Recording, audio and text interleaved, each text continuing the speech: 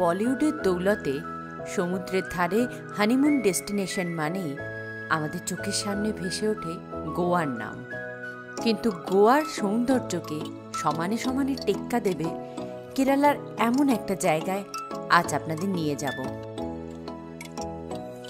সেই জায়গাটি হল ভার্কালা।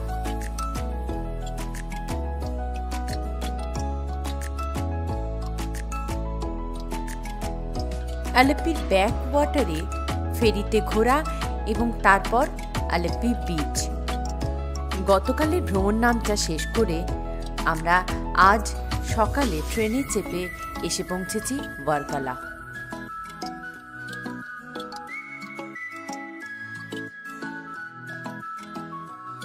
সকাল 6:30টায় তিরুবনন্তপুরম সেন্ট্রাল ইন্টারসিটি এক্সপ্রেস ধরার জন্য আমরা হোটেল থেকে বেরিয়ে পড়েছিলাম। যেহেতু স্টেশনের খুব কাছেই আমরা হোটেল নিয়েছিলাম, তাই সকালবেলা মাত্র 30 টাকা অটো ভাড়াতেই পৌঁছে গেলাম আলেপ্পুজা স্টেশন।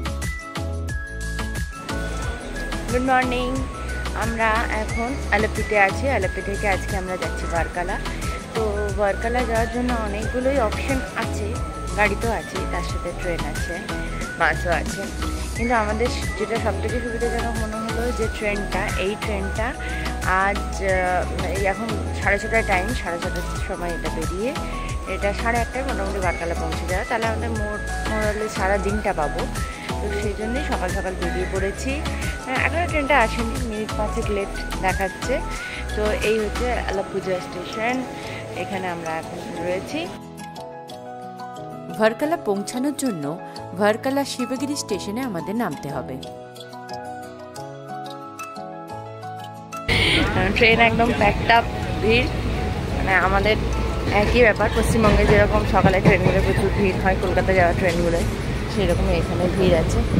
দেখা যাক, সিট না পেলেও আমরা দাঁড়িয়ে দাঁড়িয়ে ঠিক চলে যাবো, তাই না? এটা ভার্কালা বিচের সৌন্দর্য হলো এখানকার ক্লিফ। সেই কারণেই বেশিরভাগ হোটেলই ভার্কালা ক্লিফের কাছে। শিবগিরি স্টেশনে নেমে অটো করে পৌঁছে গেলাম ক্লিফের কাছেরই একটা হোটেলে। ভার্কালা পৌঁছালাম, ভার্কালা ক্লিফের কাছে। এই হোটেলটায় আমরা আজকে আছি, হোটেল আরোনি। তো একটু আমাদের মনে হলো দামটা একটু বেশি, যদিও তবু ঠিকই আছে। 1800 টাকায় নন এসি রুম, যেখানে আমরা বাকি সব জায়গায় 1000, 1100, 1200-র মধ্যেই পেয়েছি, সেখানে এই রুমটা 1800 পড়লো। 2000 বলছিল, একটু নেগোশিয়েট করার পরে এটা 1800 বললো। এরকম একটা যেমন নর্মালি বেড থাকে, এরকম একটু ভেতর দিকে একটা প্যাসেজ আছে, সে প্যাসেজের পরে এখানে বাথরুম আর এদিকে একটা ওয়াশ বেসিন আছে। তো এরকম মোটামুটি রুমটা। একটু পরেই বেরিয়ে পড়লাম সমুদ্র দেখতে। কাছেই রয়েছে ভার্কালা হেলিপ্যাড, আর তার পাশে প্রাইভেট গাড়ি স্ট্যান্ডের পাশ দিয়েই বিচে নামা সিঁড়ি। এই সিঁড়ি বেয়েই নিচে নেমে চললাম সি বিচের কাছে।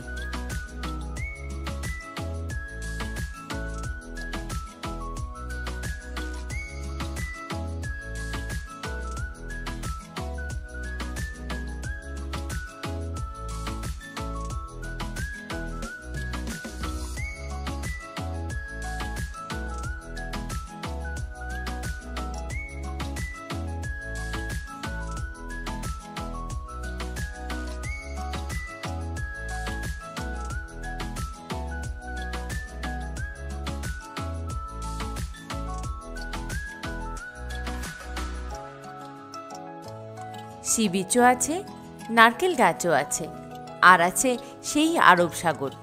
হ্যাঁ, শুধুমাত্র নেই ক্যাসিনো, তবে জলযোগের ব্যবস্থাও আছে। এবার বলুন তো, আমাদের ভার্কালা গোয়ার থেকে কোন অংশে কম?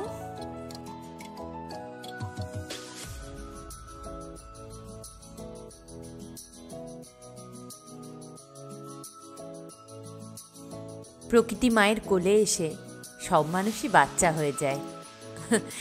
তাই ডাবের খোলা নিয়ে ছেলের সাথে খেলায় মেতে উঠলাম।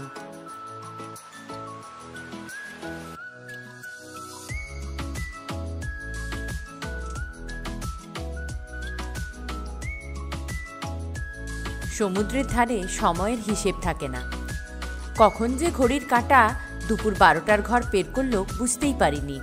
আর রোদের তেজও মারাত্মক। তাই আর দেরি না করে ক্লিফের ওপরে উঠে গেলাম।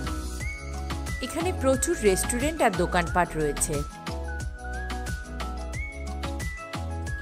রোদে ঘুরে তেষ্টাও পেয়েছিল খুব, তাই একটা ক্যাফেতে ঠান্ডা খেতে ঢুকে পড়লাম। আমরা এখন এই ক্যাফেতে বসে আছি, এই যে বাহুবলী ব্যায়াম করছে। হ্যাঁ, ক্যাফেতে বসে আমরা কী সব খাবার টাবার ব্যবস্থা করছি। তো আমরা যেখানে বসে আছি, যেদিকে তাকিয়ে আছি, সেটা এরকম।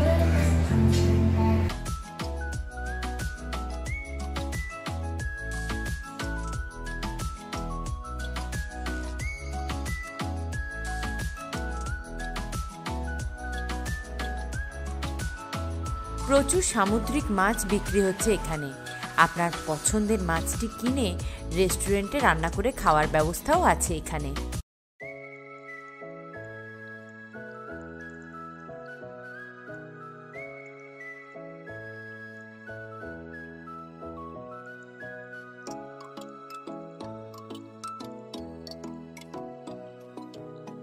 ভার্কালাতে আমরা একদিনই থাকবো, তাই আজকের দিনটা যতটা পারা যায় চেটে পুটে উপভোগ করে নিতে চাই।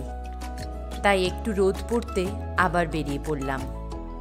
অস্তগামী সূর্যের কমলা রং আর সমুদ্রের নীল মিলেমিশে এক আশ্চর্য ক্যানভাস তৈরি করেছে আরব সাগরের বুকে।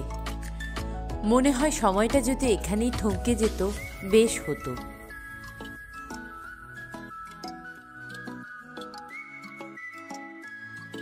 এই সময়টাকে অনুভব করার জন্য আমরা একটা বসার জায়গা বেছে নিলাম।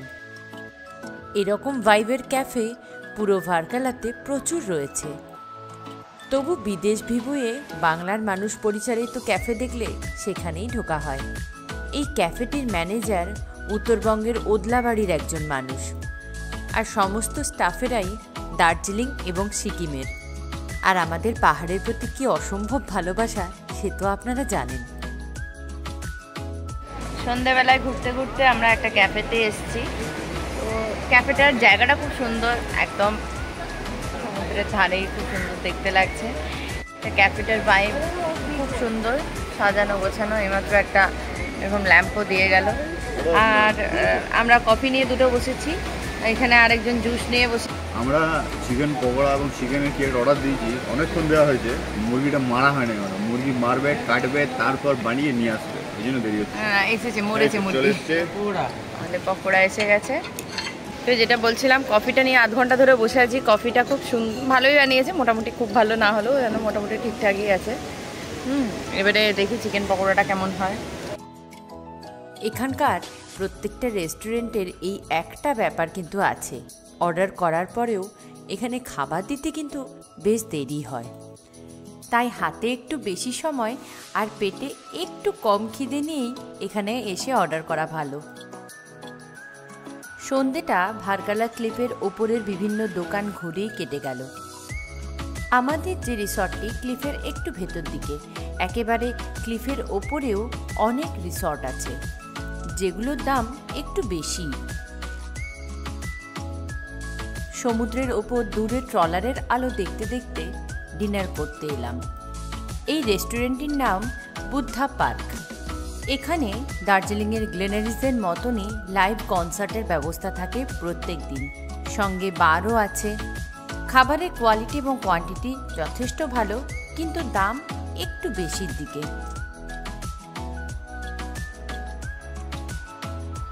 ভার্কালার আজকের দিনটা এখানেই শেষ হলো।